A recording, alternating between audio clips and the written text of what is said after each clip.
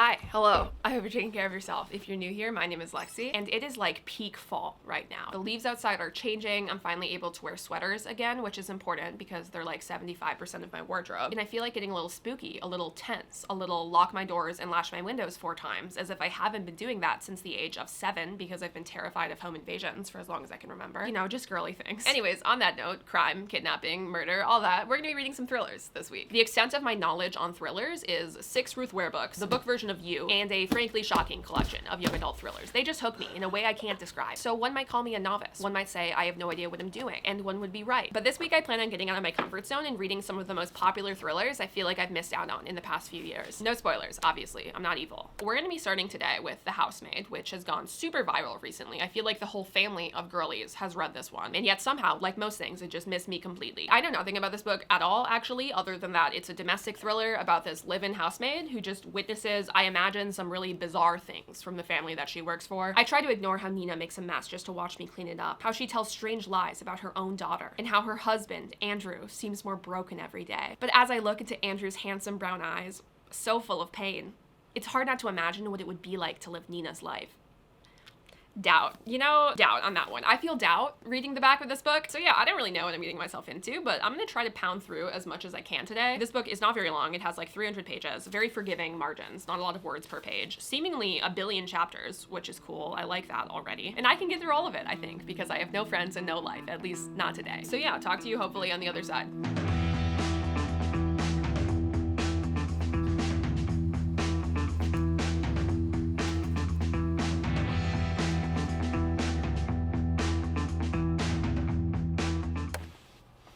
No feet in the frame. No feet in the frame. I made it to about 100 pages in, and I am surprised by how much I'm actually enjoying this so far, considering how ridiculous this book is. It's just like snorting an entire book in one sitting off of Wattpad. That's the vibe of this. And I like doing that every once in a while. I'm a simple woman. It's written the same way as a trashy romance novel, but in the form of a domestic crime TV drama instead. Every single chapter in this book is about 3 to 5 pages long, and they're all just separate anecdotes about her time working for this family and something being weird or creepy, or just otherwise perhaps a little bit suspicious. The wife will do something bizarre and then yell at the main character, and then she just thinks to herself, well, I guess I'm desperate, so I'll keep working here, despite the fact that maybe I'll end up dying. Who knows? It's like all this drama, and for what, you know? I'm excited to see where it goes. I'm gonna try to get through hopefully the rest of this book today. I don't know if that'll happen. I have some work to do, but I'm gonna try my best. All right, off I go.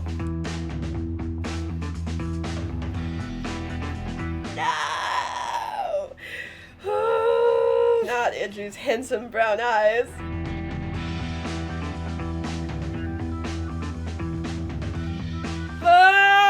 I think I've seen this film before.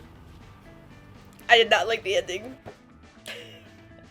I genuinely, she's a crazy person. Nobody has ever been as crazy as she is. What? Insanity. This is insanity. There's my cat. Can you see him? Wait, what do you want? He's just got a lot to say. Anyways, there have been so many times in this book so far where I've looked at the protagonist and just thought to myself, Millie, you and I are not the same. I would just make different choices than the ones that you're making right now. It's just so trashy. Like, the quality, not there. But like, am I kind of eating this up? A little bit. You didn't hear that from me.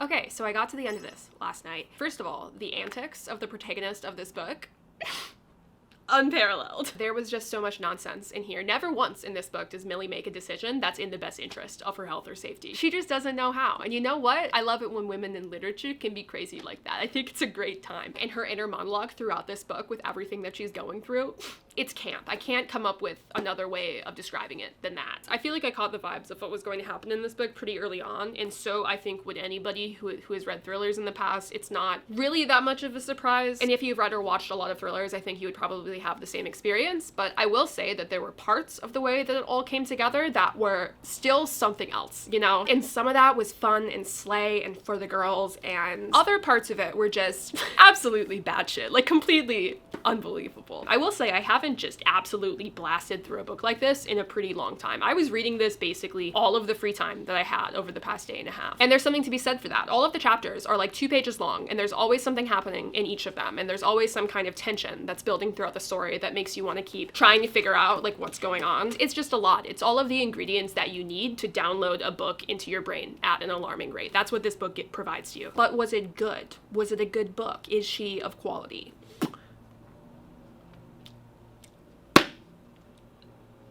I find books like this very difficult to rate because, like, it's trashy, just objectively, but it's not trying to be anything other than trashy. So I'm not going to critique this book like it's trying to be this big cerebral literary thriller because genuinely it could not give less of a fuck. And I can't help but respect it for that. Like, never once is this book anything less than absolutely deranged. And you know what? I have a soft spot for books like this from time to time. I think it's from the Pretty Little Liars era of my life. I would probably rate it a 3.5. I think that if you like pulpy brain-off dramas, then you're really going to enjoy it. But if you don't say I didn't warn you, okay? Moving on. I had a good time with The Housemaid, but it wasn't exactly what I would call a spooky time. So I'm picking something next that has a more spooky haunted house kind of vibe to try to get more October with it, if you will. So yeah, we're gonna be reading Lock Every Door by Riley Sager, who is everybody's best friend, at least according to what I read on the internet about him. Just all the girls seem to love him, except me, because he's my sworn enemy. I'm kidding. Mostly. I've only read one book by him, Final Girls, and it was like 3 years ago. But I distinctly remember thinking that the entire book was boring, but hoping that maybe the ending would make it worthwhile. And then the twist was terrible, in my opinion. It was exactly what I thought was going to happen, but executed in a way that was somehow even worse. I gave it 1 star, and I was so nice back then with the way that I rated books. I think that it might have been my only 1-star book for that entire year. Like, I'm not joking. So imagine my surprise when I find out in the modern day that he's apparently everybody's favorite thriller author. What? Oh man, I don't know, we're gonna give him another try. I normally like his premises and this one's no exception. This book is about a girl who responds to a classified ad by a super rich person who's like, please apartment sit for me. I own this super expensive, bougie, beautifully furnished penthouse and I need somebody to just sit there and smell my money when I'm not around so that way the house doesn't start rotting from the inside. At least based on the back of this book, I don't even think that there are any pets involved. So sounds like the easiest job in the world, actually. I too would do this if I saw an ad in the newspaper for it. But of course, because this genre is very spooky, creepy, eerie, there is something going on in the apartment complex. Somebody gets kidnapped. The building has a dark and torrid past, and things just, I imagine, continue to cook from there. So yeah, sounds really cool, but so did Final Girls, and look where that got me. But you know what? I'm gonna give this one a go. I'm a benevolent reader. We give second chances in this house. I'm gonna try to get through as much of this as I possibly can today. The sun is currently already setting. It has been the entire time I've been recording this update, so we'll see how successful I am. Yep, let's do it.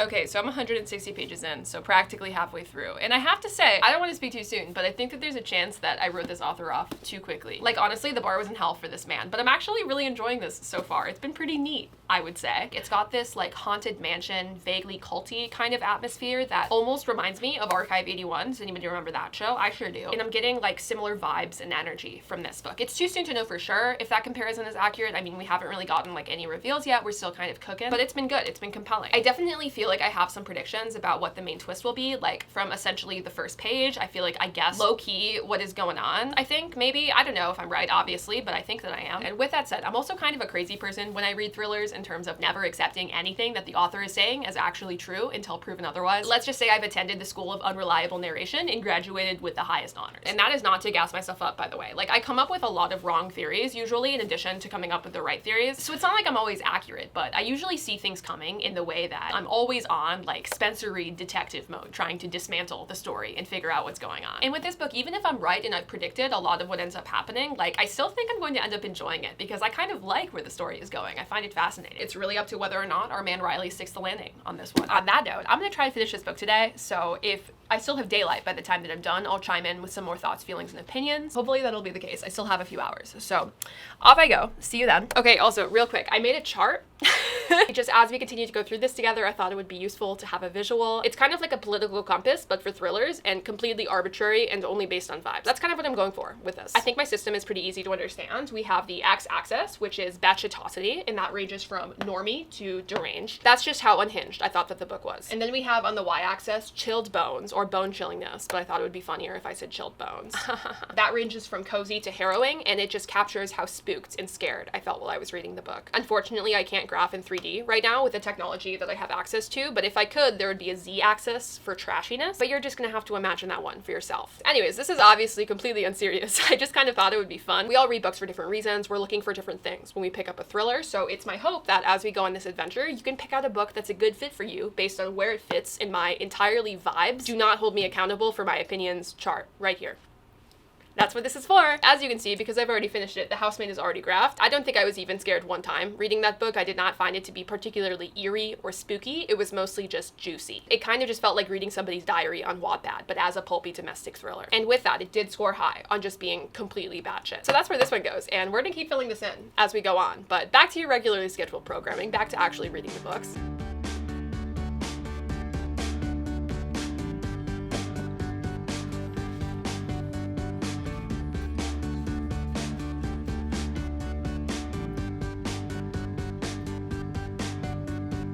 Okay, it's a few hours later and I finished this. It's done. Do you guys remember when I was like, I've called it, I know exactly what's going to happen?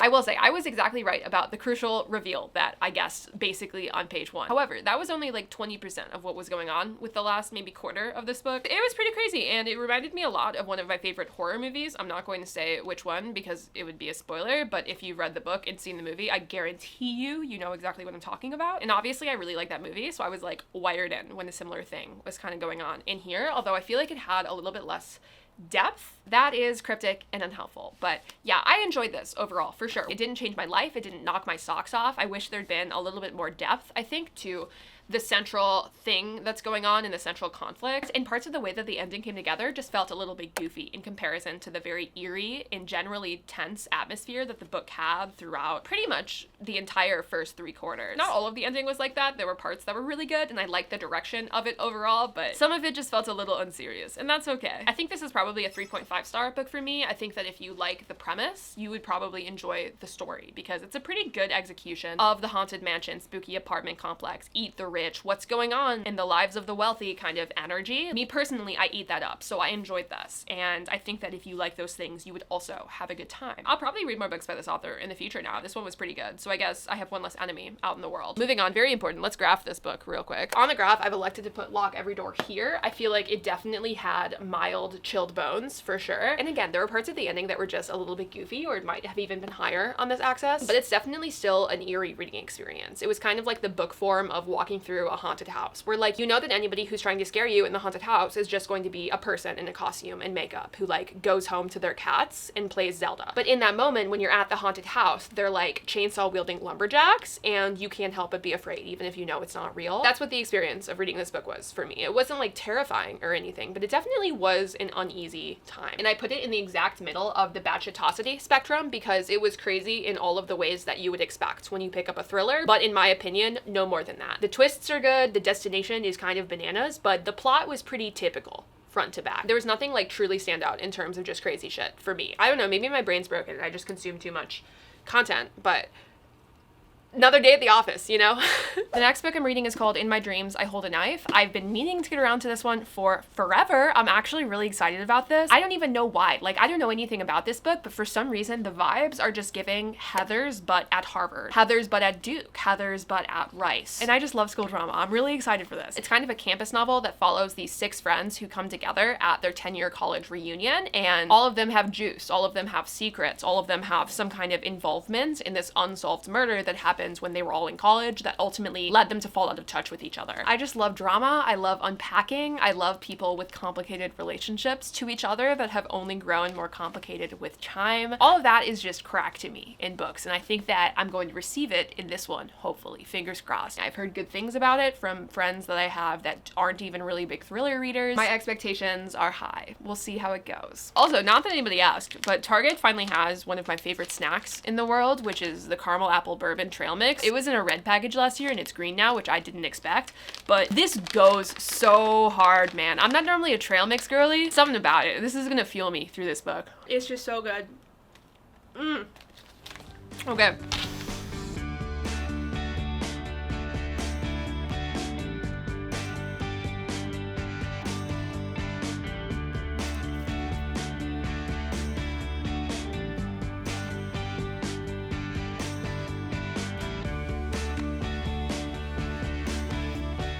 woman is so petty.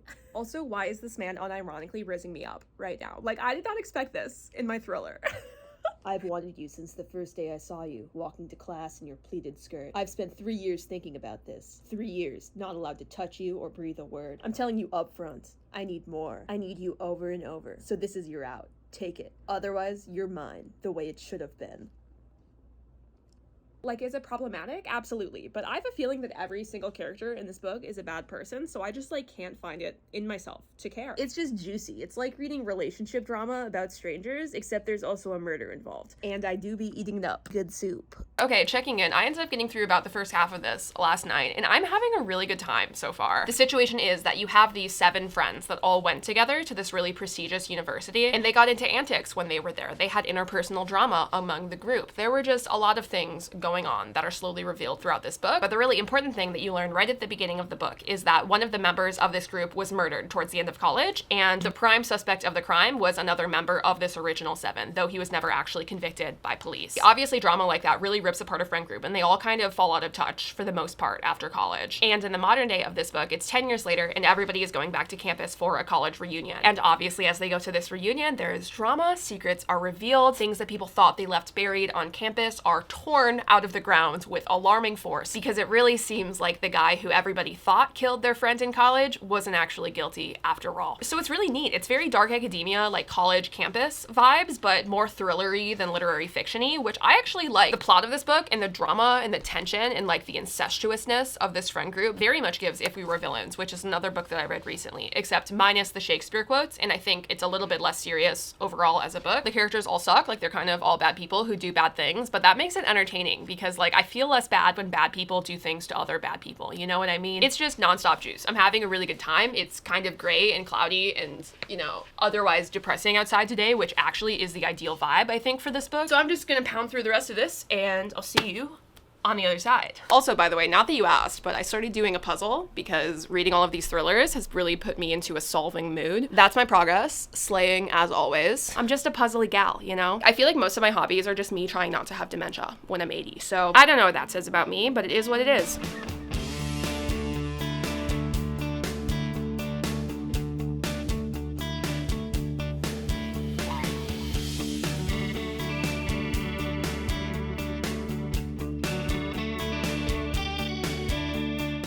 Okay, the sun is setting, but I just finished this book, and what the fuck was that? Plot-wise, fantastic. I had a great time. I was on the edge of my seat. I did not predict actually exactly what happened in this book. I predicted a red herring that did not ultimately come to pass. So it took me off guard for sure, which is always pretty cool. But the characters were just all such insufferable people. Like, it was really hard to root for anybody by the end of this book. I need to decide if that matters to me. I don't really think it does. Like, it's a thriller. I don't really expect to go in and find a character that's going to be the love of my life. That doesn't really feel to me what thrillers are for. Dude, I don't know, maybe 4, possibly 4.5, maybe 5, I don't know. I'll touch base tomorrow and tell you how I feel, but I am laying down tonight with the intent of starting another book on this list. We'll see if that actually comes to pass, but if it does, it'll be Pretty Girls by Karen Slaughter. I've heard really good things about this author. I mean, her last name is Slaughter, which feels camp for being a thriller writer, but I've heard that her books are really gruesome, which can be hit or miss for me, I will say. Sometimes it's way too much. I am baby, okay? I can only take so much. But from the back of the book, this looks like it's about 2 sisters who grew apart and ended up living crazy different lives after the murder of one of their other sisters when they were kids. Like, they basically never talked ever again. But despite the fact that they fell out of touch, neither of them has ever been able to move past the disappearance of their sister. And they're brought back into the case somehow when one of their husbands ends up getting murdered. And I guess in some capacity, it's connected to their sister's disappearance. So they're investigating, they're trying to figure out what's going on. It's a sister moment for them as they're reconnecting. And that's about as Hallmark movie as you can make a thriller sound in its description. So I'm intrigued to see how this one completely goes off the rails. If what I've heard about the author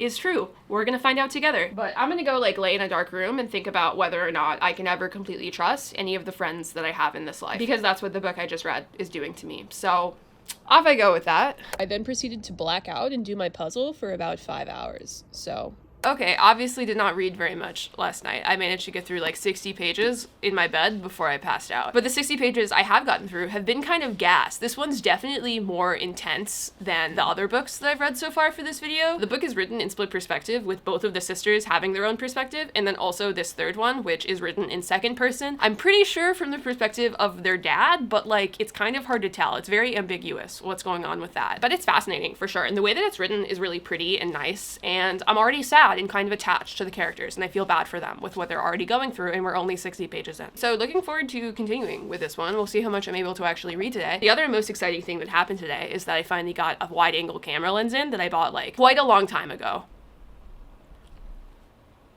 That's pretty sick. It's so big, it's so wide, I love it.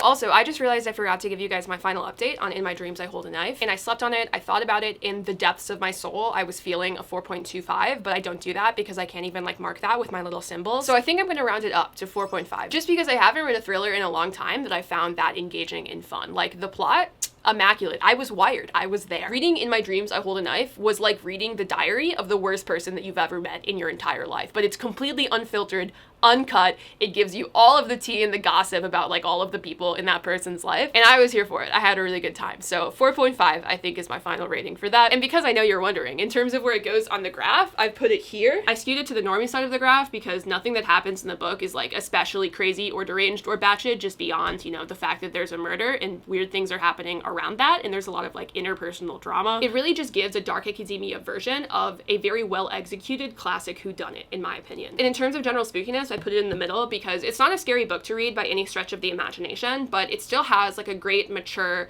grisly tone. It has heavy October vibes. The parts of the book that are creepy and scary because like we live in a society, not because there's a cannibal living in your basement. You know what I mean? It's a really good October, November, fall vibes book. It's a great campus read. It'll definitely get you out of a reading slump. I think if you're in one, like this would be a great book to pick for that. And yeah, I mean, I hope that I'm capturing like the differences in these books so far well with this chart that's going on. Honestly, I don't know if I am. It's kind of all vibes, but we're doing our best. Anyways, I'm gonna go read my other book now.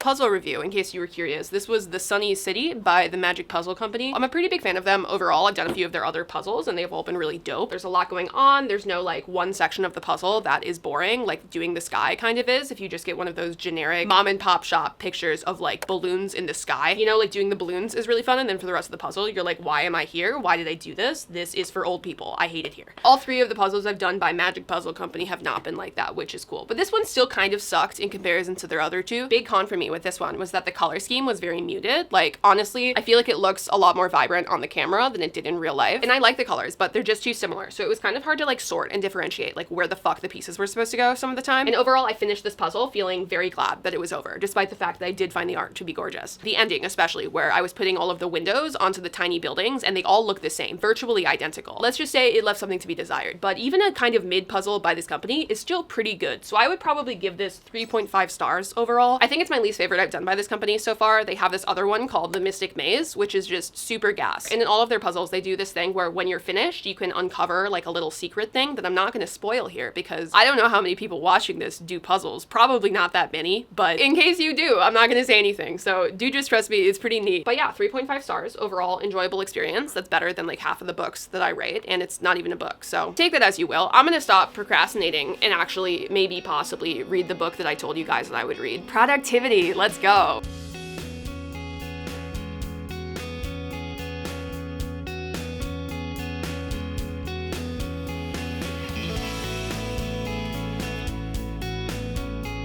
Oh, hi. I'm on page 242. Tell me, first of all, what the fuck is going on? Second of all, why I signed on willingly to read this book. Would love to know. I feel like that was a different version of me. That was a version of me that had not yet seen the world. How could she know what she was getting herself into? She couldn't. Every, like, sound that my house makes is sending me into a spiral. Oh, yeah? Yeah? It's like so graphic to the point where I don't even know how I feel about it. It's like reading a horror novel as well as a thriller, honestly, just with the way that things are described. Onyx, I'm trying to break down this book to your fans. I think that my cat is sensing my anxiety levels. He's like, please, it'll be okay, I promise. I just feel weird about going on in this book. Something tells me that it's going to get worse before it gets better. Something tells me that we have yet to approach rock bottom, despite the fact that it feels like about the worst thing I can imagine. Onyx, don't read that. Do you hear me, buddy? It's not for you. You are to live a peaceful existence. That's your only job. Yeah, anyways, the jury is still out in this one. I don't even know if I'm enjoying this book. I don't know if I like it, but I do know that I need to get to the resolution. Like, I need to know how it ends instantly, because not knowing, I think, will prevent me from being able to sleep tonight. So I'm just gonna keep grinding. I don't have anything else to say. God, I just miss the girl I was before I started this book. I do. Well, onwards.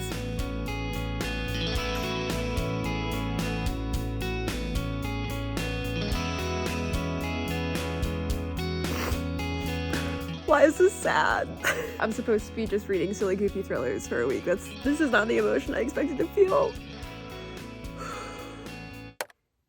I actually feel sick. I don't want to go to bed. I don't want to know what images my brain is cooking up right now for my dreams. I'm very suggestible. This has been a problem in my past. Dude, I just hate society. I hate the things that happen around me all of the time. I can't even say anymore because I don't want to spoil this book for you. This misery can only be for me. It's just a little treat that I get to have entirely on my own this random Saturday evening. That's how I'm spending my weekend. I hate it here.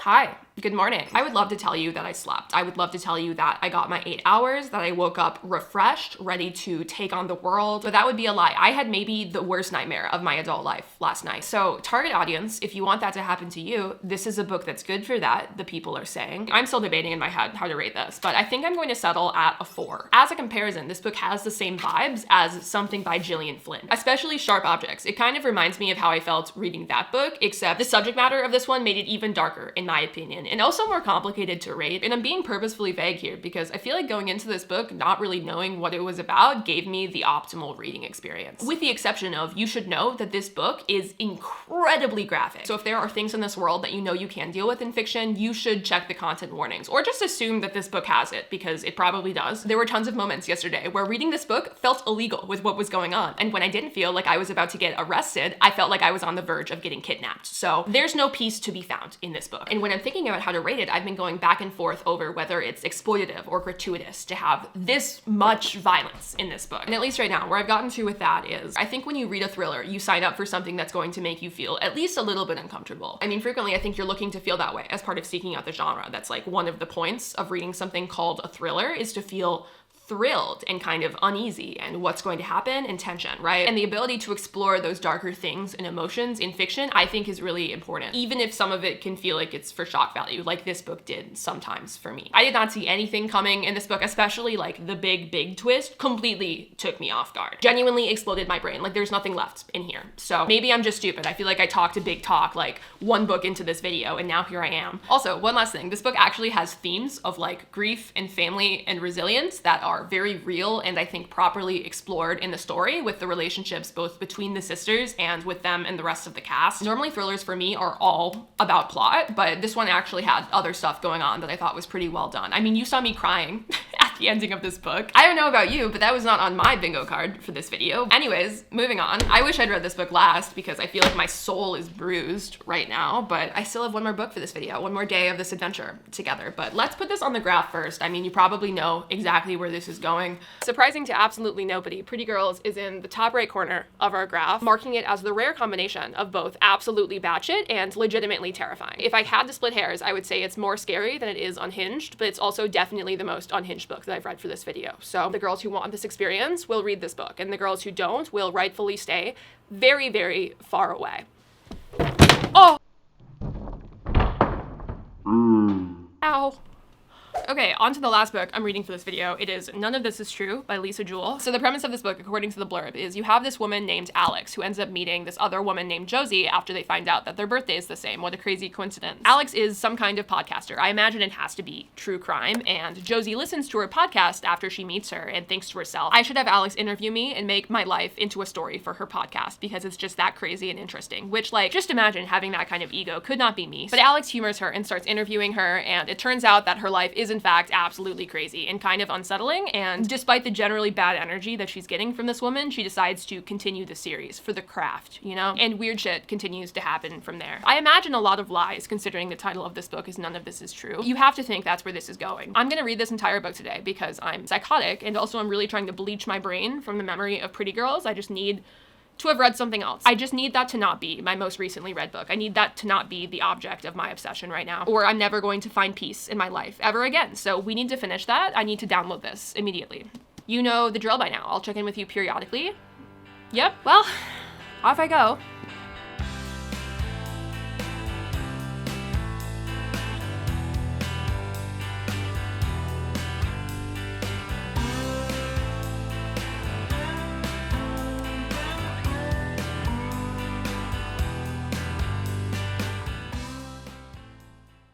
Okay, I'm through the first half, and this is really good so far. It's just very propulsively written. Like, there are segments and transcripts from the podcast that the podcaster makes, and also the TV show that ends up existing after the podcast that are just spliced into the book and really help to break it up and keep it interesting. And I just need to know what happens. Like, this is very juicy. The main character, by the way, is dumb as hell for continuing to interview this woman. Tell me you have no regard for your personal safety without telling me that you have no regard for your personal safety. It's just so clearly sus, and I just need to know. I need to know the answers to all of the questions. I need to know what the lie is, where in the world this is going, and also what happened 5 years ago. Like, all of this needs to be unpacked for me to have peace in my life. So yeah, very good so far. I am very engaged. I'm very impressed, and I'll check in with you when I'm done.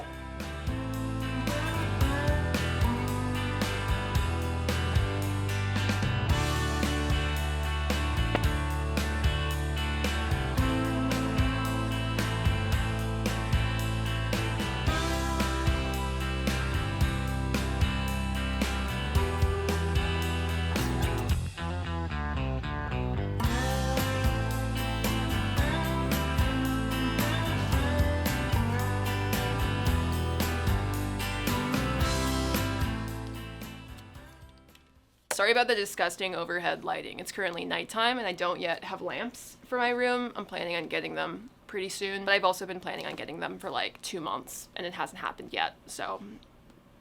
Anyways, I finished None of This Is True, and it slapped. I really liked this. I feel like this is the kind of book where if you choose to start it, you're going to end up taking it with you, like wherever you go. Whether you're cooking, or running an errand, or spending 30 minutes on the toilet, this book will be with you. You're going to want to spend every spare brain cell that you have trying to figure out what the heck is going on in this story. The suspense in this book, insane. Basically instantly in this book, you have vague ideas about some of the bad things that are happening in the story, but just the way that they're foreshadowed and described, it's just all very enthralling. I don't know, I feel like this was the best book that I read for this video in terms of just being like riveting. But with that said, in terms of rating, I think that I would only give this book 4 stars. I really thought it would be a 5 for probably the first 75% of the book. Like, I was taken completely off guard by how wired in I was to the story. And it's not like the ball was completely dropped with the ending. Like, it was fine, but I just felt like there were too many loose ends. Like, even thematically with what the author was trying to do and the questions that she was trying to leave you with, I kind of just found it to be a little unsatisfying. And then also the other reason that this isn't a 5-star book for me is that, without getting into it because of spoilers, there are just some things that happened in Josie's life that were treated in a way that felt almost insensitive, kind of randomly, in order to service the narrative of what was going on. And it just made me feel kind of icky. Like, if you know, you know. If you've read this book, I bet you can probably assume what I'm talking about. But that part of the book, I just wish it had been handled a little bit differently. So yeah, this was a 4, I think. On the graph, I'm putting it right here. This one especially is just purely vibes, like my thoughts and opinions only. It was kind of difficult to rate for me on this graph, where I feel like all of the other ones were pretty easy, because there is subject matter in this book that is definitely disturbing and scary, you know, that in theory would put it further up here. But the actual experience of reading this book for me was not very scary at all. It was mostly just juicy. So that's why it goes in this quadrant. And it's also more unhinged for sure than Lock Every Door, but it's still nothing like too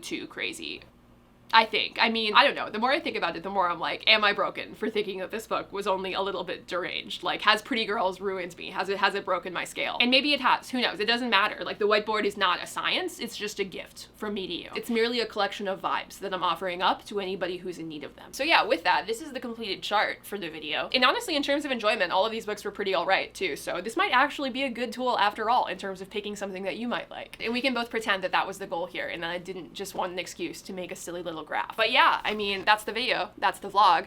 Here are my final ratings for all of the books that I read. There were no complete duds in the bunch, which surprised me. I feel like normally I'm pretty picky with my adult thrillers, but maybe this is just my sign that I should stop reading Ruth Ware.